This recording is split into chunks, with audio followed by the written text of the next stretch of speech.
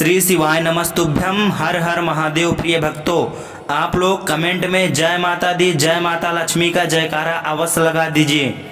प्रिय भक्तों, 24 सितंबर बुधवार को पड़ रही है नवरात्रि की तृतीया तिथि, और ये वो तिथि है जो पूरे एक साल बाद आती है। प्रिय भक्तों, इस नवरात्रि के तृतीया तिथि को आप एक छोटा सा उपाय कर लेंगे तो आपको उस फल की प्राप्ति होगी जिस फल का आपने कभी भी कल्पना ना किया हो। ऐसा माना जाता है जो बड़े बड़े पूजा पाठ अनुष्ठान से काम नहीं बन पाते, वही इस नवरात्रि के तृतीया तिथि के दिन एक छोटा सा उपाय करने से वो कार्य बनने लगते हैं। प्रिय भक्तों, यदि आपके शत्रु आपको बहुत ज़्यादा परेशान कर रहे हैं, आपके घर में पैसा नहीं टिकता है, आप बहुत ज़्यादा गरीब व्यक्ति बन चुके हो, बहुत ज़्यादा कर्जे में डूब गए हो, तो आपको इस वीडियो के माध्यम से मैं आपको बताऊंगा कि आप इन सब चीज़ों से कैसे छुटकारा पाएं, और एक छोटा सा उपाय कर लीजिएगा तो आपको उस फल की प्राप्ति हो जाएगी जो फल आपने कभी भी सपने में न देखा होगा।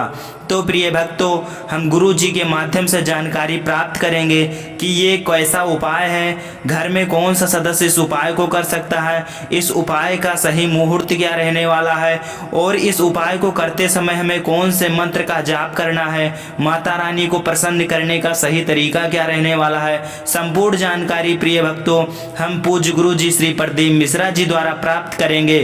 तो उससे पहले आप लोगों से एक छोटी सी रिक्वेस्ट है, आप लोग मेरे इस चैनल पर नए हो तो वीडियो को लाइक करके चैनल को सब्सक्राइब कर लीजिएगा, और यदि जानकारी आपको पसंद आए तो आप अपने रिश्तेदारों में, अपने दोस्तों में वीडियो को शेयर कर दीजिएगा, जिससे कि आपका भी भला होगा और आपके रिश्तेदार दोस्तों का भी भला हो जाएगा।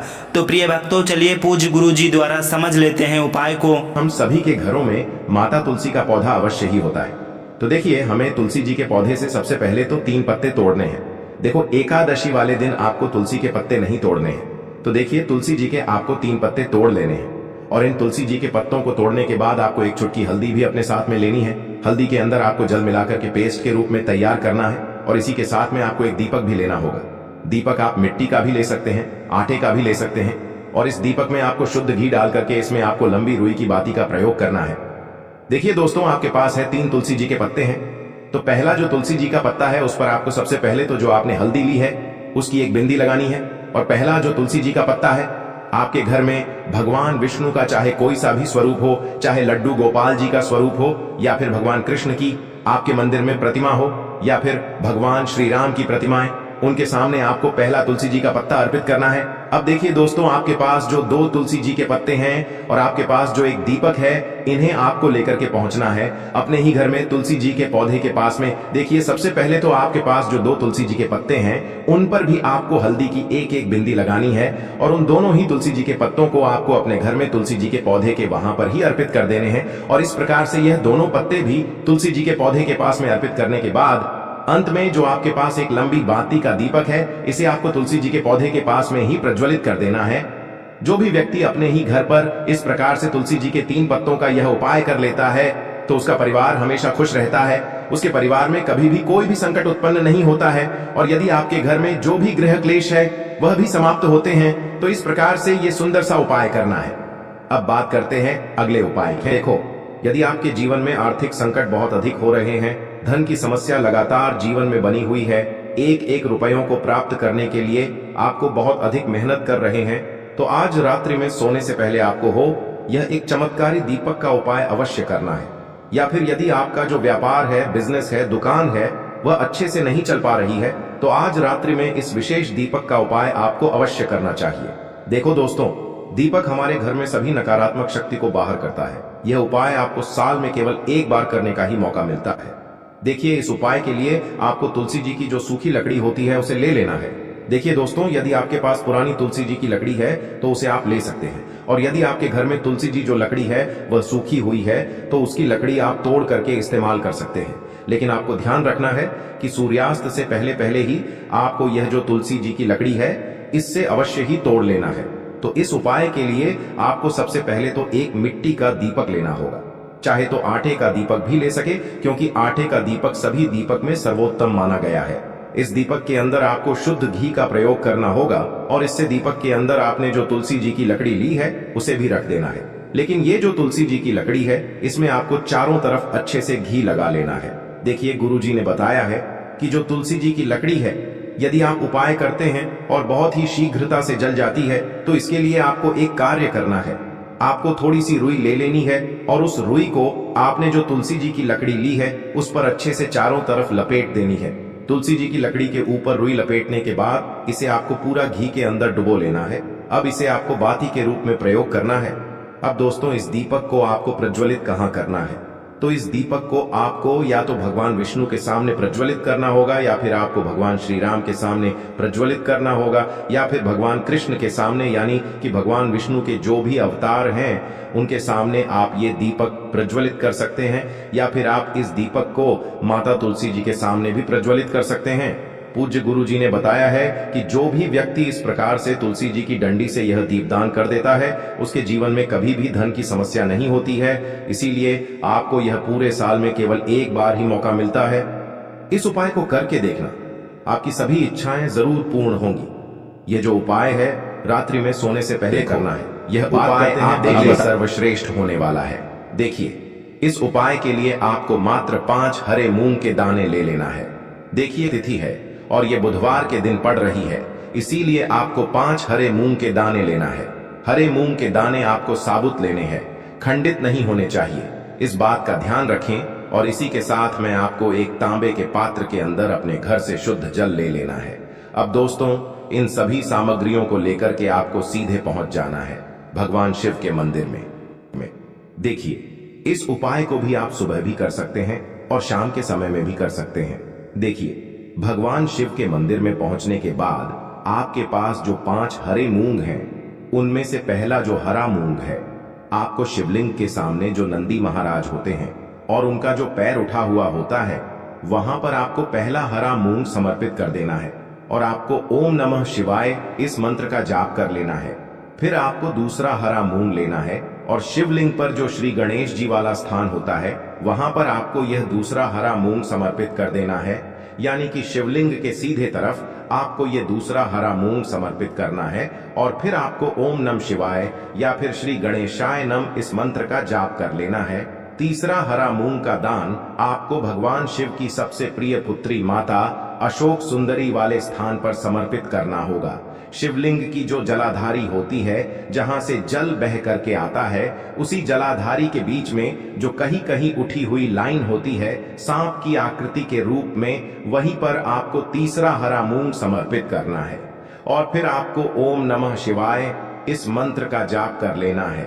अब दोस्तों, चौथा जो हरा मूंग है, उसे आपको भगवान कार्तिकेय जी का जो स्थान होता है शिवलिंग पर, वहां पर आपको ये चौथा हरा मूंग का दाना समर्पित कर देना है और आपको ओम नमः शिवाय इस मंत्र का जाप कर लेना है। अब दोस्तों, आपके पास जो 5वां और अंतिम हरा मूंग बचा हुआ है, उससे जल के पात्र के अंदर डाल देना है और इस हरे मूंग से युक्त जल से आपको भगवान शिव के शिवलिंग का अभिषेक कर देना है। जल आपको बिल्कुल धीरे धीरे समर्पित करते जाना है और लगातार आपको शिव महापुराण के मूल मंत्र श्री शिवाय नमस्तुभ्यम इस मंत्र का जाप करते रहना है। फिर आपको शिवलिंग के सामने बैठकर, यदि आप अपने बच्चों के लिए ये उपाय कर रहे हैं, यदि आप अपने बच्चों की बुद्धि, ज्ञान और विवेक के लिए उपाय कर रहे हैं, तो उसके लिए आपको प्रार्थना कर लेनी है, या फिर व्यापार में वृद्धि करने के लिए ये उपाय कर रहे हैं तो उसकी कामना करते हुए आपको प्रार्थना कर लेनी है, या फिर अपनी नौकरी के लिए कर रहे हैं, या फिर अपने इंटरव्यू के लिए, या फिर धन की प्राप्ति के लिए कर रहे हैं। जिस भी कामना के लिए आप उपाय कर रहे हैं, उसे परिपूर्ण करने के लिए आपको महादेव से प्रार्थना कर लेनी है और फिर आपको वापस अपने घर आ जाना है। पूज्य गुरु जी ने कहा है कि जो भी व्यक्ति इस उपाय को कर लेता है, तो यकीन मानिए आपके जीवन की जो सारे संकट, कष्ट और बाधाएं ही वो सभी समाप्त होंगे। आप दोस्तों, हम जान लेते हैं चौथे चमत्कारी उपाय के बारे में, लेकिन ये उपाय विशेषकर उन लोगों को करना है जिनका व्यापार बिल्कुल भी ढंग से नहीं चल पा रहा है, या फिर जिनके घर में धन की परेशानी बहुत अधिक है, साथ ही साथ जिनका जो बुध ग्रह है वह कमजोर अवस्था में है, तो उन्हें यह उपाय करना चाहिए। बुध ग्रह को मजबूत करने के लिए आपको विशेषकर ये उपाय करना है। देखिए, इस उपाय के लिए आपको मात्र एक प्यारे सी बेलपत्र लेनी होगी। बेलपत्र जो है वह कहीं से भी खंडित नहीं होनी चाहिए। बेलपत्र यदि आपको प्राप्त नहीं हो पाती है तो आप भगवान शिव के शिवलिंग पर चढ़ी हुई बेलपत्र को पुण्य शुद्ध जल से धोकर के उपयोग कर सकते हैं। इसी के साथ में आपको मात्र एक हरा मूंग लेना है। हरा मूंग भी आपको साबुत लेना है, खंडित नहीं होना चाहिए। और इसी के साथ में आपको एक तांबे के पात्र के अंदर शुद्ध जल लेना होगा। अब देखिए, यह तीनों सामग्री लेकर के आपको सीधे पहुंचना होगा भगवान शिव के मंदिर में। यह उपाय आप सुबह से लेकर के शाम तक किसी भी समय कर सकते हैं। देखिए, सबसे पहले तो आपके पास जो एक बेलपत्र है उससे आपकी जो भी कामना है, चाहे व्यापार से जुड़ी हो, बुद्धि ज्ञान विवेक की प्राप्ति के लिए हो, आपके घर में सुख शांति को लेकर आपकी कोई काम न हो, जो भी आपकी कामना है उन्हें आपको बोलना है। और यह जो एक बेलपत्र है, सबसे पहले तो आपको माता अशोक सुंदरी वाले स्थान पर समर्पित कर देनी है। देखें, बेलपत्र की चिकनी साइड शिवलिंग से स्पर्श रहेंगी और इसकी जो डंडी है वो आपको जलाधारी की ओर रखनी है। इस प्रकार से आपको यह जो बेलपत्र है इससे माता अशोक सुंदरी वाले स्थान पर समर्पित कर देना है। अब दोस्तों, आपके पास जो एक हरा मूंग का दाना है उससे आपको आपकी जो भी कामना है उसे बोलते हुए उस हरे मूंग दाने को आपको उसे जलपात्र के अंदर डाल देना है। अब दोस्तों, ये जो हरा मूंग युक्त जल है इसे आपको समर्पित करना है। आपकी जो भी कामना है, चाहे आपका जो व्यापार है वह अच्छे से नहीं चल पा रहा है, तो इस प्रकार से आपको कामना करनी है। और यह जो हरी मूंग से युक्त जल, इसमें से थोड़ा सा जल सबसे पहले तो आपको भगवान श्री गणेश जी वाला स्थान पर समर्पित करना है। फिर थोड़ा सा जल आपको माता अशोक सुंदरी वाले स्थान पर समर्पित करना है। और फिर जो अंत में थोड़ा सा जल और बचेगा उसे पूरा आपको भगवान शिव के शिवलिंग पर धीरे धीरे अर्पित कर देना है, श्री शिवाय नमस्तुभ्यम इस मंत्र का जाप करते हुए। तो इस प्रकार से आपको थोड़ा थोड़ा जल समर्पित करना है। थोड़ा सा जल आपको भगवान गणेश जी वाले स्थान पर, फिर माता अशोक सुंदरी वाले स्थान पर, फिर अंत में भगवान शिव के शिवलिंग पर अर्पित कर देना है। आपकी जो भी समस्या होगी वह विघ्नहर्ता आपकी समस्या को समाप्त जरूर करेंगे। अब हम बात कर लेते हैं तीसरे उपाय की। के लिए आपको लेना है 11 चावल के दाने। गुरु जी ने कहा है चावल के दाने खंडित नहीं लेने हैं, बिल्कुल साबुत होने चाहिए। उसके साथ में आपको लेना है एक बेलपत्र। बेलपत्र का भी एक नियम है, अगर आपके पास बेलपत्र नहीं है तो आप शिवलिंग से उठाकर उसको पुनः शुद्ध जल से धोकर इस्तेमाल कर सकते हैं। इस प्रकार आपको बेलपत्र लेना है। इसके बाद आपको एक लोटा जल लेना है। अब ये सब सामग्री लेकर आपको जाना है महादेव के मंदिर में। देखो, अब आपको उत्तर साइड में खड़े हो जाना है और सबसे पहले आपको एक बेलपत्र अपने हाथ पर और 11 चावल दाने रखकर शिवलिंग के ऊपर अपना नाम और गोत्र बोलते हुए समर्पित कर देना है। और ओम नमः शिवाय श्री शिवाय नमस्तुभ्यं का लगातार जाप करना है। अब आपको जो एक लोटा जल साथ में लेकर आए थे उसे धीरे धीरे बेलपत्र और चावल दाने के ठीक ऊपर आपको समर्पित करते जाना है और शिव पुराण के मूल मंत्र श्री शिवाय नमस्तुभ्यं का 11 बार जाप करना है और अपनी मनोकामना बोलते जाना है। देखो, बस छोटा सा उपाय करना है, देखना एक दिन आपके सब काम बनने लग जाएंगे। गुरु जी का बहुत ही विशेष उपाय है। चलते हैं तीसरे उपाय की तक। को लेना है एक गोल बाती का दीपक। आप चाहें तो मिट्टी का ले सकते हैं या फिर घर से शुद्ध आटा मढ़कर उसका दीपक आप तैयार कर सकते हैं। इसके बाद आपको लेना है शुद्ध गाय का घी। अगर वो नहीं है तो कोई भी देसी घी इस्तेमाल कर सकते हैं, जिससे आपको दीपक प्रज्वलित करना है। देखो, अब ये सब सामग्री लेकर आपको जाना है प्रदोष काल में आपके घर पर तुलसी जी के घेरे के पास में। देखो, ये उपाय तो आपको अवश्य करना है। देखो, वहां पहुंचकर सबसे पहले वो दीपक आपको प्रज्वलित कर देना है और ओम नमो भगवते वासुदेवाय नमः का 11 बार जाप करना है। उसके बाद आपको अपने सीधे हाथ में थोड़ी हल्दी लेकर उस दीपक में अपना नाम और गोत्र बोलते हुए डाल देना है। उसके बाद माता लक्ष्मी से आपको प्रार्थना करना है कि हे महालक्ष्मी, हमारी सभी दुख तकलीफों को दूर करो। हे महादेव, हमारे सब दुख कष्टों को खत्म करो। इस भावना से आपको ये उपाय करना है। के लिए आपको लेना है 11 चावल के दाने। गुरु जी ने कहा है चावल के दाने खंडित नहीं लेने हैं, बिल्कुल साबुत होने चाहिए। उसके साथ में आपको लेना है एक बेलपत्र। बेलपत्र का भी एक नियम है, अगर आपके पास बेलपत्र नहीं है तो आप शिवलिंग से उठाकर उसको पुनः शुद्ध जल से धोकर इस्तेमाल कर सकते हैं। इस प्रकार आपको बेलपत्र लेना है। इसके बाद आपको एक लोटा जल लेना है। अब ये सब सामग्री लेकर आपको जाना है महादेव के मंदिर में। देखो, अब आपको उत्तर साइड में खड़े हो जाना है और सबसे पहले आपको एक बेलपत्र अपने हाथ पर और 11 चावल दाने रखकर शिवलिंग के ऊपर अपना नाम और गोत्र बोलते हुए समर्पित कर देना है और ओम नमः शिवाय श्री शिवाय नमस्तुभ्यं का लगातार जाप करना है।